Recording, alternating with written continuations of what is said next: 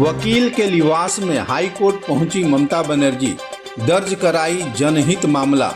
वकील के काले निवास में बंगाल की पूर्व मुख्यमंत्री तथा तृणमूल सुप्रीमो ममता बनर्जी गुरुवार को कोलकाता हाई कोर्ट पहुंची। राज्य में पोस्टपोल वायलेंस होने का जनहित मामला दर्ज कराई। उनके साथ अधिवक्ता श्रीशान्य मुखोपाध्याय थे। अदालत से वह बोली कि राज्य विधानसभा चुनाव के बाद से बच्चे, महिला, मुस्लिम किसी के साथ भी रियायत नहीं की जा रही है। मेरे पास 10 लोगों की हत्या किए जाने की तालिका है, उनमें 6 हिंदू है। तृणमूल की 60 पार्टी ऑफिस तोड़ी गई है। कार्यकर्ताओं का घर बार लूटा जा रहा है।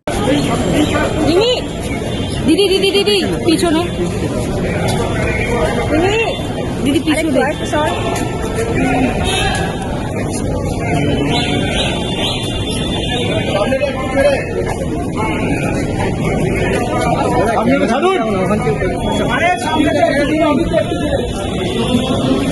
कैमरा